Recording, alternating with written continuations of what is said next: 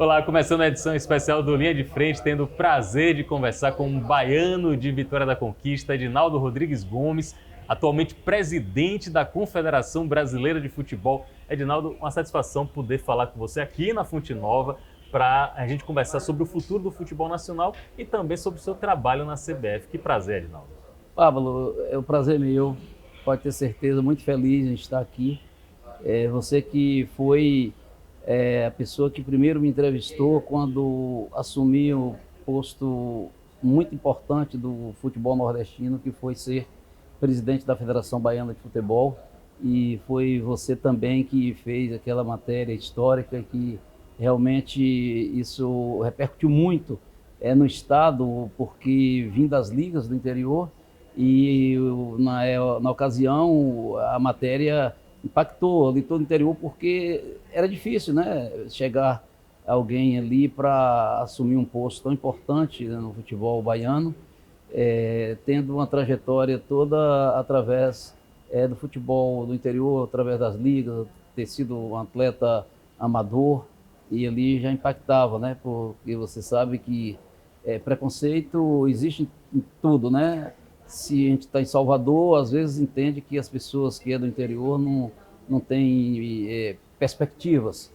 E assim também foi quando chegamos ao posto de presidente da CBF. Eu quero falar sobre isso também, sobre as vitórias de Edinaldo, as vitórias profissionais de Edinaldo, que dizem muito respeito sobre baianos que conseguem galgar degraus, baianos e nordestinos como um todo. Só que antes, essa entrevista que Edinaldo se refere já faz uns 24 anos, lá pelo ano 2000. Depois a gente teve a oportunidade de vários outros contatos profissionais, e aí eu preciso mencionar aqui publicamente o respeito que você sempre teve com o meu trabalho, com os colegas jornalistas, e uma cordialidade muito grande, independentemente de qualquer local, independentemente de qualquer função. Eu lembro de Edinaldo, presidente da Federação Baiana de Futebol, em Alagoinhas, no Estádio Carneirão, saindo dos cuidados dele para ir conversar comigo e conversar com meu pai também, atuando na imprensa esportiva. Eu sou muito grato a você e vejo em você uma pessoa de um caráter, de uma índole e, sobretudo, de uma lealdade muito grande. Eu quero deixar isso claro, porque aqui é uma entrevista de uma pessoa que tem uma admiração, não é apenas um contato profissional, eu tenho uma admiração pelo seu trabalho e pelas coisas que você desempenhou. Só que, como você mesmo falou, é preciso superar muitos dos desafios. Eu acredito que o seu primeiro desafio à frente da federação foi se impor como um presidente de todos os clubes, quando na época Bahia e Vitória olhavam com certo receio. Quem é esse rapaz que está vindo do interior do estado? Teve isso também? Teve um pouco de, digamos, desconfiança a respeito de Edinaldo Rodrigues? Olha, na realidade, as pessoas já conheciam um pouco do trabalho quando ele, o diretor do interior, né, da Federação Baiana, e na ocasião, inclusive, foi o Marcos Andrade, que era o presidente, que me convidou, e fiz esse trabalho lá. E depois chegou Vigílio Elísio. E Vigílio, eu até na época, eu queria já sair, achei que tinha dado já minha contribuição, mas ele fez questão que eu pudesse continuar na diretoria do interior, e ali foi que aprendi também muito dentro do que é a administração, a gestão do futebol.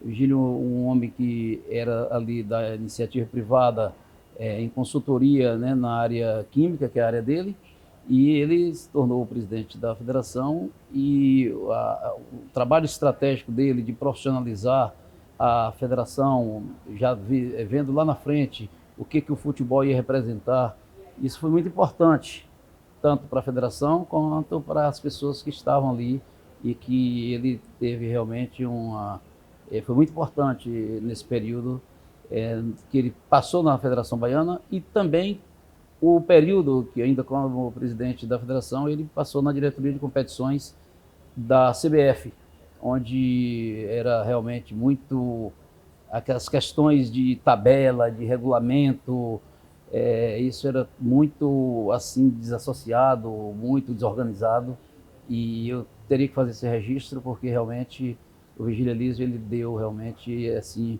um norte para a questão da parte técnica do futebol brasileiro. Vigílio Elísio da Costa Neto, também ex-presidente da Federação Baiana de Futebol. Tem vários temas para a gente tratar com o Edinaldo, sobre as competições, sobre seleção brasileira, sobre Copa do Mundo. Podemos ter Salvador como sede de Copa do Mundo.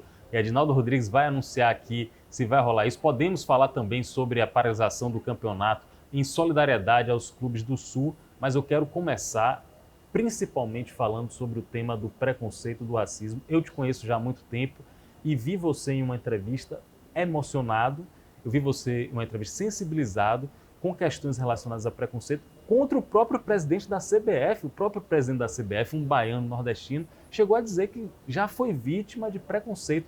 E isso virou uma bandeira sua, eu acho que é uma das bandeiras mais democráticas que a CBF poderia levantar. O que foi que houve para te acender esse alerta? É o racismo que a gente vai combater. Olha, Pablo, o racismo, infelizmente, ele não está só no futebol, né? Em todos os segmentos da sociedade tem.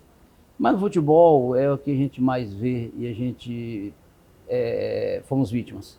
Isso não só Edinaldo, como tantas outras pessoas que sofrem com isso, de atletas, entendeu, modestos a atletas do porte de Vinícius Júnior, de um diretor de um clube como um presidente da CBF. Isso é sempre, não é, e de uma forma assim velada, de uma forma assim disfarçada, mas que quem sente sabe, né, que o que é o racismo.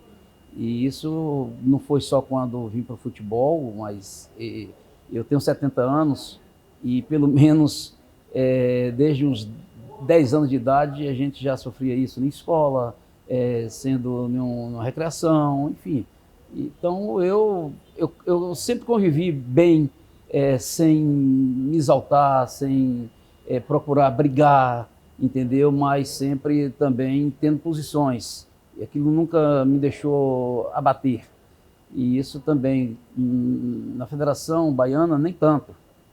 Mas na CBF, realmente, eu vim sentir o que é racismo. Porque são também vários outros preconceitos que estão embutidos ali, não apenas o racial, mas o preconceito regional, né? Regional, também, esse também. Baiano, nordestino. Eu imagino o pessoal pensando, quem é esse baiano, esse nordestino para vir aqui dar ordem para a gente, né? Isso aí. Dentro dessa linha, eu lembro que quando eu assumi a CBF, e isso na maior votação da história da instituição, um negro nordestino e ter a maior votação da história da CBF. Isso foram 20 clubes da Série A que votaram, foram 20 clubes da Série B, foram 26 federações das 27, uma chegou atrasada, foi exatamente a de Alagoas. E dali a gente viu fazer um trabalho diferente. Se fosse para ficar igual, eu não me habilitaria a ser candidato a presidente da CBF. A CBF é a maior instituição de futebol do mundo, ela é a maior seleção do mundo, ela tem a maior torcida do mundo, porque tem 220 milhões de brasileiros que torcem pela seleção brasileira, mas o mundo inteiro tem a seleção brasileira como sua segunda seleção. Então, a responsabilidade era muito grande e a CBF era fechada para propostas, para levantar bandeiras, entendeu? Que pudessem fazer vozes de pessoas que combatem racismo e todo tipo de discriminação e que às vezes não tem eco. E a gente buscou fazer exatamente isso. Quando a gente vê, você que está assistindo, com certeza você já viu nas placas do estádio de futebol alguma mensagem, racismo é crime, nas campanhas da CBF. Quando a gente vê um peso de uma instituição como essa que você falou, abraçando e endossando uma campanha que deveria ser a campanha de todos, a gente entende como um presidente, como uma pessoa que foi vítima, consegue virar esse jogo. Aí vem a pergunta, como é que a FIFA está encarando isso? A FIFA também está abraçando isso? Olha, Pablo, quando assumimos a CBF e nós fizemos a proposta de combater o racismo junto com os clubes do futebol brasileiro, as federações do futebol brasileiro, tivemos algumas dificuldades. Nós tivemos que, dentro das prerrogativas de um presidente e do estatuto da CBF, nós fizemos em positivo, porque só pagar a multa do tribunal que pune, aquela multa pecuniária, eu acho que é pagar para se fechar os olhos ao racismo. E a CBF saiu na frente e ela foi a federação das 211 associadas da FIFA, a única que colocou no seu regulamento geral de competições que penas desportivas, que se acontecer a questão do racismo, que pode ter as penas pecuniárias, mas que possa também chegar até o limite máximo de perda de mando de campo e até perda de pontos. E o presidente Gianni Infantino, ele também ele comungou com a CBF nesse particular. A Conmebol também, mas assim, não de uma forma assim tão forte, porque continuou aumentando as penas pecuniárias.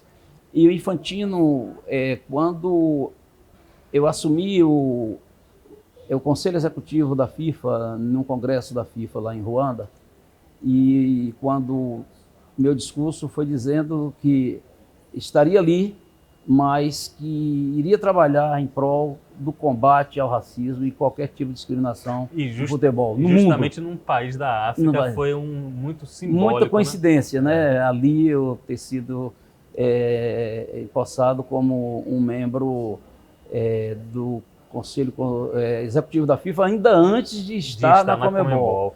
E ali todos gostaram, aplaudiram, e aí o Infantino, nós fizemos um jogo e tivemos a coragem de fazer um jogo na Espanha, quando o Vinícius Júnior estava sofrendo todo tipo de preconceito, de uma forma assim muito contumaz, e a CBF colocou e muitos falaram, esse cara é doido, botar um jogo lá na Espanha. Eu falei, nós temos que falar para os racistas de perto, não podemos falar de longe.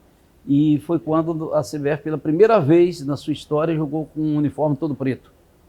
Que foi uma marca, virou uma marca. E dali teve racismo naquele jogo. Eu lembro. E teve racismo porque a família de Vinícius, quando estava chegando lá no estádio, e um funcionário do próprio estádio, que estava na portaria, fez gesto, entendeu, de discriminação racial para ele. Nós fizemos tudo para que fosse para a polícia, esconderam as câmeras, né, tentaram editar. Nós deixamos, a seleção viajou para o outro compromisso e nós deixamos lá a pessoa da segurança da CBF, o Shazam, que comanda a segurança, para que ficasse lá na Espanha para fazer sim e ter uma BO daquele ato. E assim aconteceu. Então, quando o Infantino deu todo apoio, ele chegou agora no congresso aqui em Bangkok, na Tailândia, no dia 17 de maio, e ali ele colocou que a FIFA, a partir daquele momento, ele queria que não fosse apenas uma aprovação, que fosse, eu estou de acordo ou não, que queria uma aclamação para que todo crime de discriminação e o combate ao racismo fosse de uma forma contundente. E ali as 211 associações se manifestaram de uma forma unânime, foi por aclamação, aprovando ali. E o que quer dizer isso? Quer dizer que ele colocou o Infantino, inseriu no regulamento disciplinar da FIFA, que agora racismo tem penas desportivas, de inclusive a derrota do clube instantaneamente, entendeu, na partida. Então, todo atleta que estiver na partida e que ele identificar que foi vítima de racismo, ele tem que fazer o gesto para o árbitro, para o jogo, a partida é interrompida, procura-se o infrator, enquanto não encontra, as duas equipes se destinam aos vestiários, e se por acaso não encontrar, se encontrar o infrator é preso, os infratores serão presos, e se não acontecer isso, a partida está encerrada, e eu acho que isso é realmente de uma forma contundente para que o crime de racismo ele possa desaparecer do futebol. Eu não sei se você vai querer dizer isso, mas eu posso dizer, foi uma coisa que surgiu no Brasil, surgiu na CBF, surgiu do presidente da CBF e foi abraçada por todo mundo, né? Foi abraçado, principalmente pelo presidente Infantino. Ele falou, você não vai ficar só nessa luta e nós vamos... Eu já pedi a ele que pudesse colocar penas desportivas, e isso ele trabalhou também muito nesse sentido, porque as pessoas também que fazem as leis, às vezes são reticentes, como essa lei vai chegar qual vai ser a interpretação, mas da forma que foi colocada ali do Congresso de Ruanda até o Congresso da Tailândia, houve avanços e quem ganha é o mundo do futebol.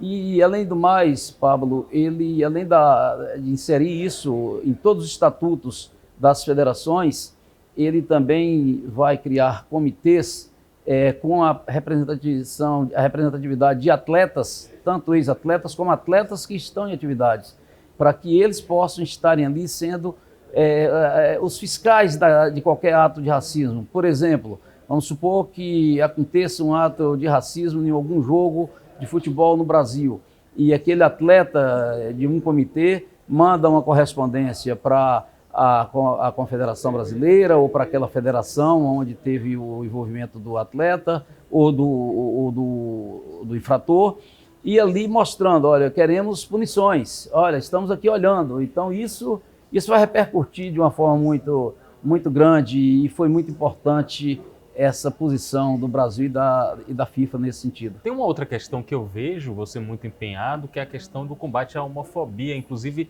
aqui na Bahia, aqui em Salvador, o nosso amigo Onan Rudá é um dos líderes dessa posição no futebol. Como é que a CBF está encarando esse problema de homofobia no esporte? Da mesma forma que encaramos o racismo. É um crime também. E a CBF ela faz trabalho nesse sentido. Nós fazemos parceria, por exemplo, no racismo com o Observatório de Controle Racial, o presidente é o Marcelo Carvalho, e com a diversidade, qualquer tipo, entendeu, de discriminação. Nós vamos ter na CBF ainda esse ano uma unidade para que possa pessoas ali, entendeu, fazer um comitê com as pessoas que não são da CBF, mas que nós queremos que chegue para a CBF e proponha, olha, queremos fazer esse trabalho para avançarmos nesse combate, e que a CBF vai ter toda a distinção e não é só o apoio, estou apoiando, mas apoio financeiro para que essas entidades possam executar o trabalho. Foi assim que nós fizemos com o Observatório de Discriminação Racial. Se não for assim, não avança, porque são entidades que têm as pessoas que lutam o tempo todo para que possam, entendeu, fazer seu trabalho, mas já sofre discriminação quando vai pedir. Então isso fica mais difícil. Então a CBF hoje, ela se propõe a bandeiras desse tipo e ela sempre vai defender, enquanto estiver presidente. Eu vou realmente aproveitar do cargo de presidente da CBF como um negro, como um nordestino que sofreu todo tipo de discriminação, para dar voz, entendeu, a todos esses que têm dificuldades em pedir aquilo que é importante, entendeu, para o nosso meio social. E que é direito mesmo, né? Como você falou, é combate a crime. Eu acho que você está fazendo um trabalho de responsabilidade social muito grande. Nesse aspecto aí do combate ao racismo e do combate à homofobia, a CBF liderando, eu acho que influencia toda a sociedade. Vamos falar um pouco sobre a parte administrativa dessa que é a principal confederação de futebol do planeta. A maior organização de futebol do mundo é a CBF. É lógico que a hierarquia está vinculada à FIFA, mas em números, em quantidade de atletas, em número de competição, a CBF está bem acima das outras entidades. Eu fui dar uma olhada, não sou muito bom de matemática, você é bem melhor do que eu, é formado em ciências contábeis, Edinaldo Rodrigues, formado aqui em Salvador. Eu fui dar uma olhada nos balancetes. A CBF pode ser considerada uma das grandes empresas do país, é enorme o que movimenta a CBF. Eu olhei em 2022, achei um dado relevante, achei, está faturando muito, não sei se é o maior da história, mas olhei em 2023, está ainda maior do que 2022. Quais são esses números, Edinaldo? O que foi que você fez para melhorar ainda mais o desempenho financeiro da CBF? Olha, Pablo, foi um trabalho de uma gestão muito austera, né? E verificando todos os pontos que a CBF perdia receitas e às vezes muito despesas inexplicáveis. E a CBF realmente passou por um trabalho muito assim rigoroso nesse sentido. Foram vários contratos assim que nós chegamos à CBF que não tinham contrapartidas, eram contratos que tinham receita, saía, mas não tinha um trabalho que era executado, e com isso foram mais de 200 contratos que a CBF teve que romper, entendeu? para que ela pudesse fazer um trabalho de purificação.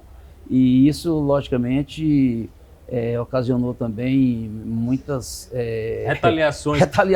Eu li que alguns contratos, eu li na imprensa que alguns contratos eram até ligados a ex-presidente da entidade. Teve isso, meu contrato de pessoas ligadas a ex-presidente, ex-dirigente. Tinha de ex-presidentes e também tinha daqueles que poderiam ser futuros, né, presidentes. Então, nós não tivemos assim um olhar de separação. O que era errado a gente tinha que realmente combater. E foi assim, nós, só por exemplo, a Copa do Brasil, que é uma das maiores competições que a CBF tem, ela tinha toda a parte de publicidade, era um contrato de 10 anos e que o valor anual era de 13 milhões. A CBF conseguiu vender, assim que venceu o contrato, que venceu em 2022, essas mesmas propriedades por 150 milhões. Multiplicou por mais de 10. Então você verifica que eram essas questões. E isso, não fazendo nenhum juízo de valor, porque que era tão pouco, mas todos também sabem. E com isso a CBF foi elevando suas receitas, fazendo austeridade nas suas despesas, e conseguimos, pela primeira vez em 2022, a CBF ter o maior superávit e as maiores receitas de sua história. E também o maior fomento no futebol, porque... Esse dinheiro que você consegue arrecadar, você consegue compartilhar? Fomentar o futebol, criando mais competições, principalmente de base, incentivando mais o futebol feminino, isso em todas as federações. Hoje, as federações que não tinham uma competição feminina, tem federações que tem 3, 4, tem menos, tem 2. Então, nós fizemos um trabalho para que pudesse. Os clubes da Série A, que todas já têm futebol feminino, a Série B também tenha. A Série C está completando esse ciclo de ter no próximo ano, 2025, e em 2026, pelo menos a metade dos 64 clubes da Série D tem que ter, para participar da competição da CBF, tem que ter futebol feminino. Exatamente para que a gente possa crescer o futebol feminino, fortalecer o futebol feminino, não só para as atletas em campo, mas para toda a cadeia do futebol feminino, para que possa aparecer árbitras, possa aparecer gestoras, preparadoras físicas, entendeu? Fisioterapeutas. Então o futebol feminino ficou muito... as pessoas tinham o futebol feminino como um sacrifício. A CBF tem como uma bandeira. Tanto temos como uma bandeira que fomos lutar e lutamos bastante para que a gente pudesse trazer a Copa do Mundo Feminina para o Brasil, e conseguimos, com muita luta, trazer. Você viajou literalmente para o outro lado do mundo para acompanhar essa eleição, essa escolha do Brasil como sede da Copa do Mundo Feminina. Foi muito difícil concorrer com outros gigantes por essa competição? Isso aí foi um empenho grande de um ano inteiro, entendeu, Pablo? E tivemos 5 candidaturas, e que teve a África, que depois ela recuou, depois teve a África também, Ásia e África. E por último nós estávamos disputando com o CONCACAF e com a UEFA, porque a CONCACAF era com os Estados Unidos, México, que já tem uma Copa do Mundo masculina em 2026. Já está com a estrutura e teria toda em 27. montada. Então, conversando com o Vitor da CONCACAF, nós ali, para a CBF ter essa Copa, ele teve um desprendimento muito grande de ele também retirar sua candidatura, e nós conseguimos parte desses votos da CONCACAF. E depois trabalhamos ali na semana da candidatura. Eu não dormi, foi uma semana inteira com um fuso de 10 horas, né? Diferente do Brasil. Na Tailândia. Um fuso horário de 10 horas a mais, e nós tínhamos que estar conversando com todos os congressistas, todos os delegados dos 211 países. Eu pedi voto até na própria Europa, porque era uma candidatura conjunta que tinha a Holanda, a Alemanha e Bélgica conjuntas.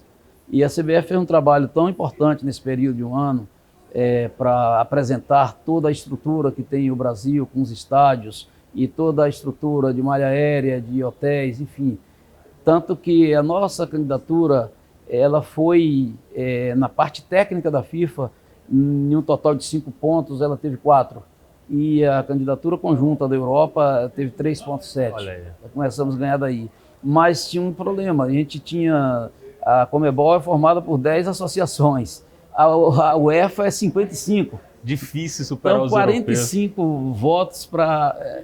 Às vezes o pessoal desestimulava, não vai dar e tal, faça uma negociação para ter em outro ano e tal. Eu falei, não, vamos lutar. A gente só pode dizer que acabou quando termina. Então, fomos para a luta e conseguimos ali com a própria Ásia e África, foram muito importantes também a CONCACAF, que nós tivemos no final, foi assim um corpo a corpo, a gente mostrando, não foi só pedir o voto, a gente tinha que conversar mostrando a estrutura do Brasil, mostrando que além da estrutura, a rentabilidade que depois é dividida para as associações membros do lucro de uma Copa do Mundo, e que isso refletiu muito, já estava no trabalho técnico que nós tivemos a melhor nota, e eu tinha que conversar mostrando para eles que o Brasil tinha a melhor nota, mas também a gente queria dar uma rentabilidade maior. E isso conseguimos reverter os votos. Nós tivemos 119 votos contra 78 votos. Então, nós tiramos os 45 votos que estávamos atrás e nós colocamos 42 votos ainda de frente. Então, trabalho muito forte. Foi realmente um trabalho muito, assim, foi importante porque mostrou também hoje uma representatividade que o Brasil não tinha há muito tempo. Aliás, desde acho que da era de Ricardo, quando o Ricardo Teixeira saiu, o Brasil perdeu a representatividade porque não tinha, depois foi eleitos pessoas que não poderiam viajar, depois tinha outras pessoas que foram designadas. Não tinha articulação política. E tivemos que, nesse período também de 2 anos, fazer tudo isso, né, junto com o Conmebol, reconstruir as relações com a FIFA e com todos os outros países, né, os nossos co-irmãos. Isso hoje está bem avançado e vamos avançar mais ainda no dia a dia e no trabalho que a gente tem desenvolvido. A gente tem feito isso com muita tranquilidade e somos bem recebidos, graças a Deus, em todos os lugares. Vamos falar um pouco sobre as questões internas aqui do Brasil, que são muito urgentes também. A paralisação do Campeonato Brasileiro dividiu opiniões, porque não é porque ninguém queira, algumas pessoas não queriam ajudar e ser solidárias ao Rio Grande do Sul. Não é por causa disso. Todo mundo é em prol do Rio Grande do Sul. Mas a paralisação de um campeonato, 2 semanas que sejam, implica em uma série de outros desdobramentos que podem prejudicar vários componentes dessa cadeia que a CBF lidera. Foi uma decisão difícil, Edinaldo? Difícil porque, às vezes, as pessoas enxergam no futebol brasileiro apenas seus interesses. E, às vezes, tem muitos outros interesses, principalmente daqueles que não têm sustento. Quando você abre uma fonte nova para um jogo de futebol, você ali está empregando, no mínimo aqui, eu diria, dentro do campo, 500 a 600 pessoas que, com aquele trabalho ali, entendeu, de ser gandula, de estar num portão, é um trabalho que ele não está na folha de pagamento da arena ou de um clube. Ele está fazendo aquele trabalho ali para ele ganhar ali 300, 400 reais e dali ele sair para o supermercado e comprar o sustento da sua família para que não passe fome. Então, quando as pessoas que só conhecem às vezes o futebol, de ir no estádio, de torcer ou de estar na televisão ligado, não sabe a conjuntura que tem por trás disso tudo. E quando a gente coloca a Fonte Nova, a gente coloca o Maracanã, que são 1000 pessoas para abrir o Maracanã. E essas pessoas não estão na folha do Flamengo, não estão na folha de uma federação ou da CBF. Elas estão no poderoso do jogo. E essas pessoas, quando não têm essa receita, elas também deixam seus filhos ou suas esposas também com fome. Então, o que nós chamamos para a realidade foi isso. Era uma decisão que não foi a CBF não querer parar a competição, foi a CBF mostrar que a responsabilidade é enorme e parar uma competição em 2 rodadas tem um impacto muito grande no calendário futuro, porque as pessoas falam muito do calendário, mas é muito fácil o calendário. O calendário a CBF faz o dele, assim, primeiro, separa todas as datas que é da FIFA. Essa não pode mexer. Depois separa todas as datas que são da Conmebol. O que sobra a gente faz o calendário. Então, o que é que um clube, às vezes, fala do calendário, um treinador fala do calendário, e é fácil falar do calendário. A Copa do Brasil, que distribui ao clube, quando chega campeão, um valor de 100 milhões de reais, ele pode falar assim, bom, eu abro mão da Copa do Brasil e vou ter menos 14 jogos. Quem é que vai querer? Mas 100 milhões de reais. entendeu? Tem uma Copa do Nordeste que tem 12 rodadas, que paga muito bem também. Não, eu vou abrir mão da Copa do Nordeste, que se eu chegar campeão, eu vou jogar 2 partidas. Mas então é isso que é o calendário. E, às vezes as pessoas falam, calendário da CBF, calendário da CBF. O calendário é do futebol brasileiro. Quando é feito dessa forma, não é imposto, ele não é impositivo, ele é discutido. E os clubes têm condições de chegar e falar, não, eu vou disputar o Campeonato Brasileiro aqui, porque é obrigatório, mas essa competição aqui eu prefiro dar folga aos meus atletas do que ter essa receita. Não tem nenhum que faça. Ninguém quer. Então, é esse Cada vez mais você está premiando bem. Então, a responsabilidade nossa era muito grande para parar 2 rodadas, e desde que poderia impactar lá na frente. Então, o que a gente chamou foi, dos 20 clubes, teve 16 clubes que disseram que era importante parar a competição, e teve 4 que não se manifestaram, mas também não reclamaram porque parou. Então, a gente entendeu que os 20 clubes queriam.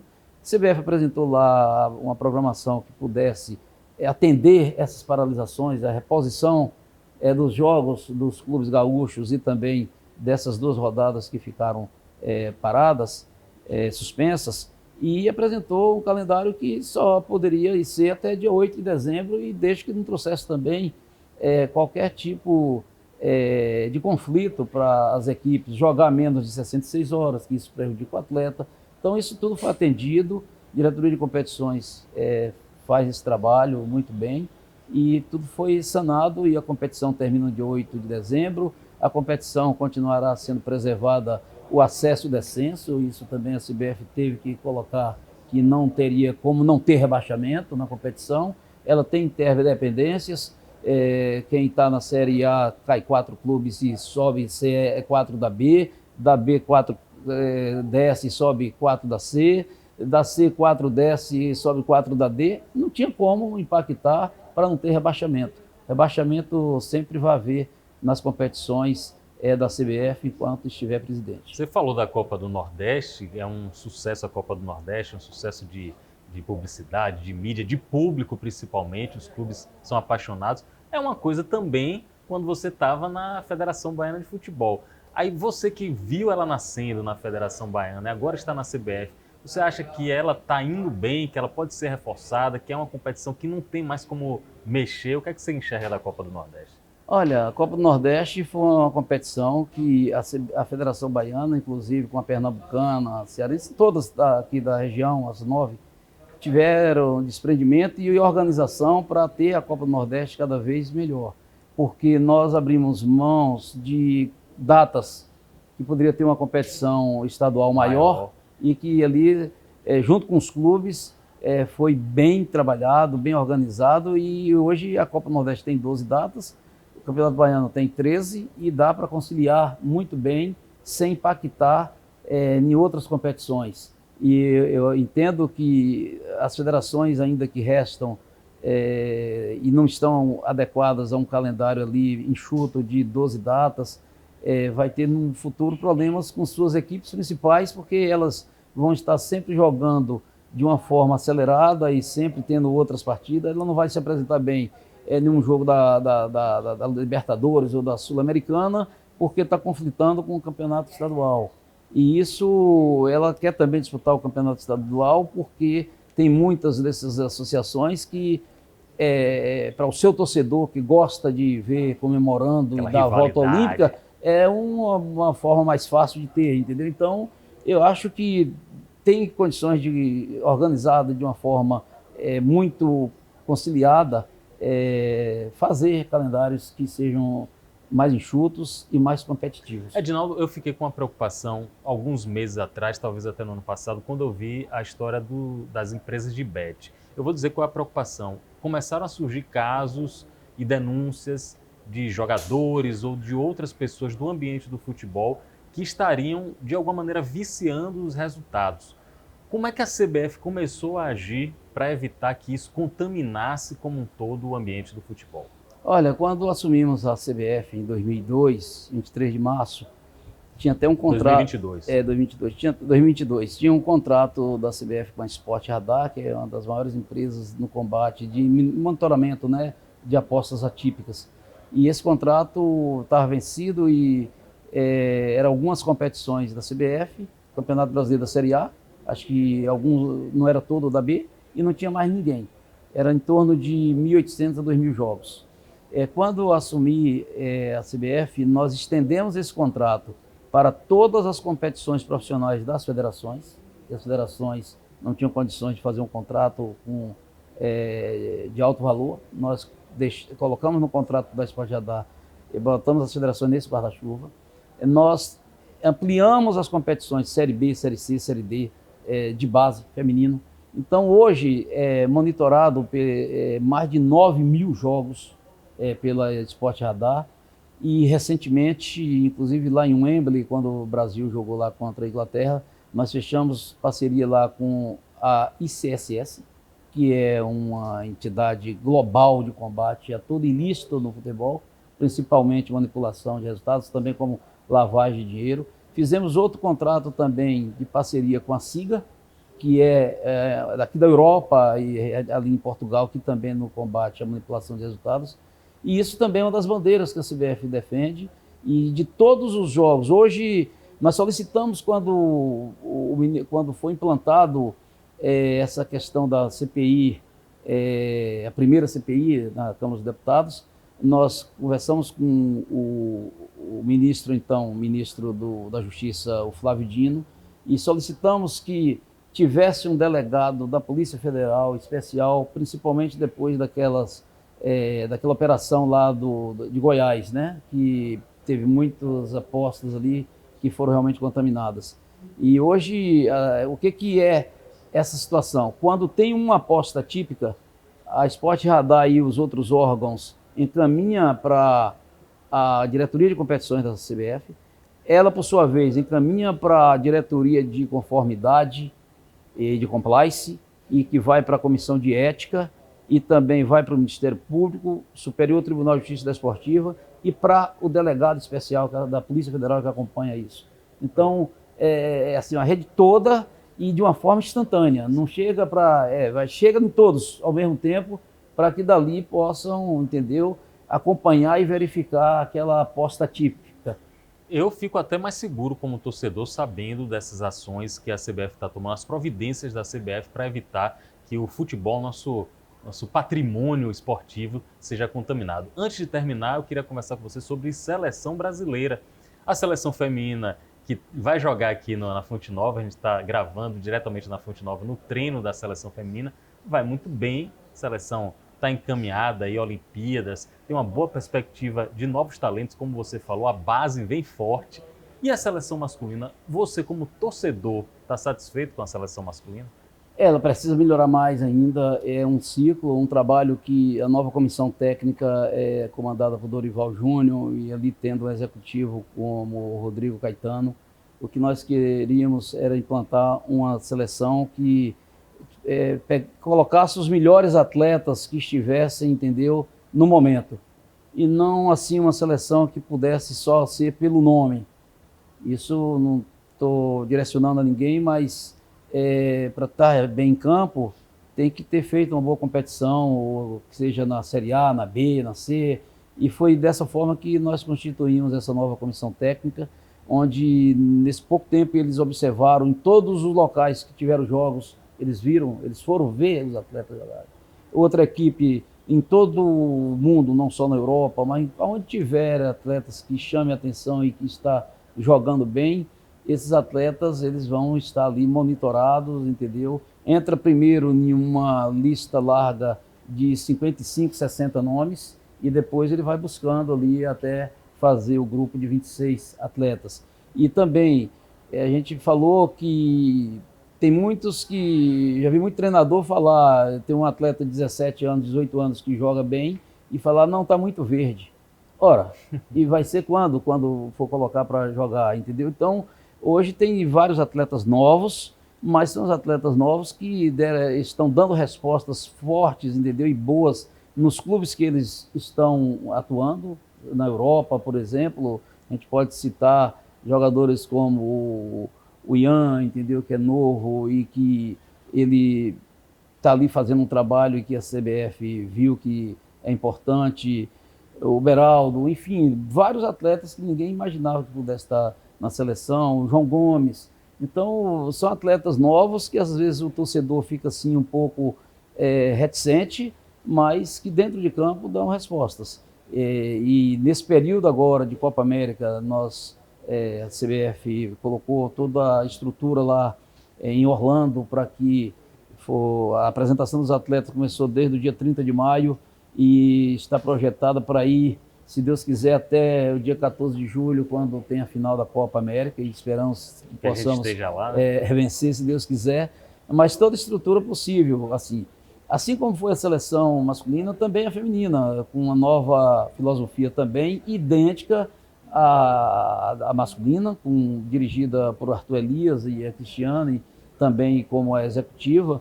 E o tema é esse, verificar os melhores em cada posição e que estejam jogando ali, não ter assim só pelo nome. E outra coisa, a gente vinculou que as seleções têm que ter o mesmo padrão. Não adianta a seleção principal masculina jogar dentro de um esquema tático e a sub-23, a sub-20, a sub-17, sub-15 jogar em outro.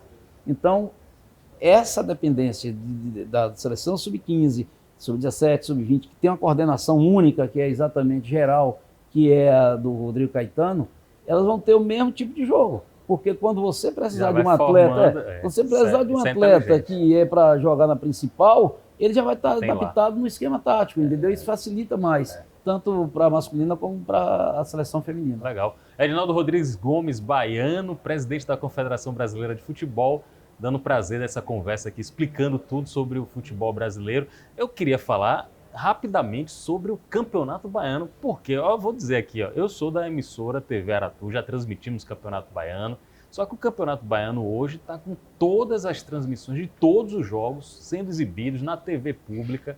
É um parabéns público também ao presidente da Federação Baiana, Ricardo Lima, ao coordenador-geral do IRDEB, Flávio Gonçalves, que fizeram essa parceria.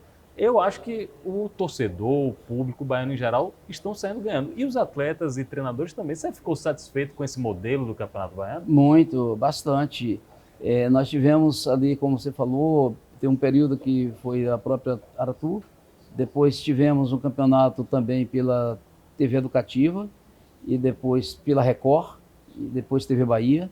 E hoje não é só o jogo, são os jogos da competição inteira. O conteúdo que esses jogos disponibilizam também são colocados ali, e isso é importante, mostrar a cidade, a economia, as entrevistas com os atletas, com os dirigentes, e isso estendeu também para todas as demais competições, principalmente as competições que necessitam de uma visibilidade, as competições de base feminina, a competição feminina principal, as competições sub-20 e também sub-15, sub-17, campeonato intermunicipal. Então, isso mostra que tem um canal que está ali exatamente fazendo futebol. Isso a gente parabeniza a Federação Baiana, o seu presidente, toda a sua diretoria, o IRDEB através do Flávio Gonçalves e o governo do estado, que dá todo esse amparo e a sustentação para que essa competição possa estar acontecendo, senão não seria possível.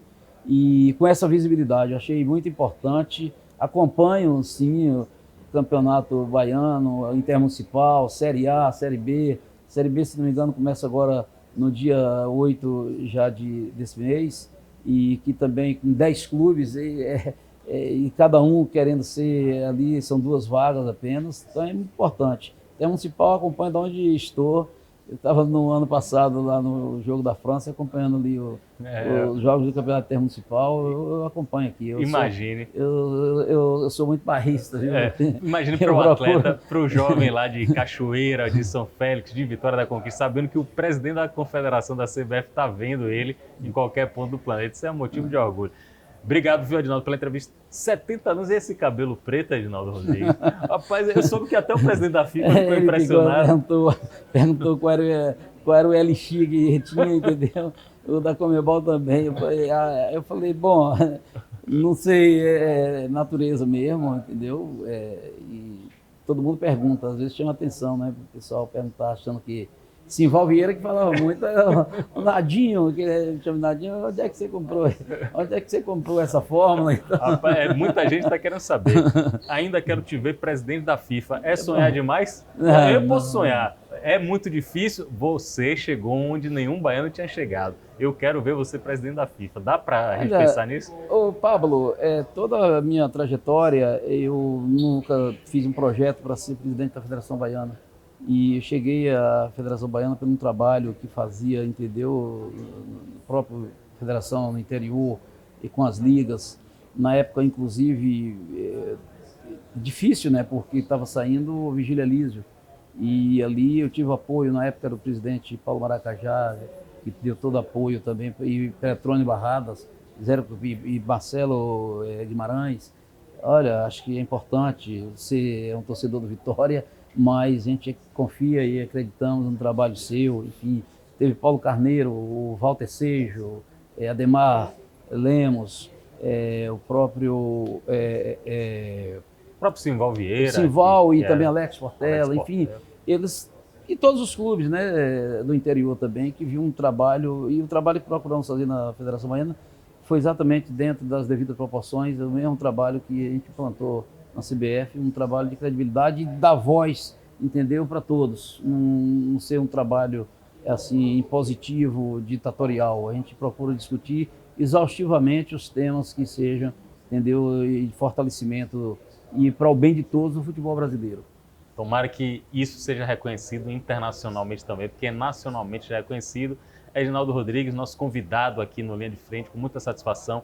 Torço por você como amigo e torço por você como baiano, porque sei da dificuldade que um baiano tem quando consegue essa projeção nacional. Boa sorte, Edinaldo. Pô, Pablo, eu que agradeço e dizer que a recíproca é verdadeira. Também tenho a mesma admiração e você é uma pessoa da imprensa, um jornalista que sempre quer ouvir os dois lados. Isso é muito importante no jornalismo, que às vezes as notícias chegam de uma forma que não perguntam e colocam de qualquer forma, sem dar um direito de resposta, e você sempre foi pautado por essa linha, e isso tem a nossa admiração sempre.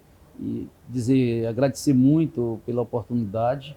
É a primeira vez também em uma entrevista assim que saí do futebol baiano, e assim como aconteceu também ter sido a primeira quando assumi a Federação Baiana, está sendo também a primeira aqui na Bahia, e é um prazer muito grande. Obrigado pela oportunidade, sou grato a isso e com certeza o público é que vai sair ganhando. Obrigado, Edinaldo. A gente encerra a edição do Linha de Frente. Um abraço a todos e até o próximo encontro.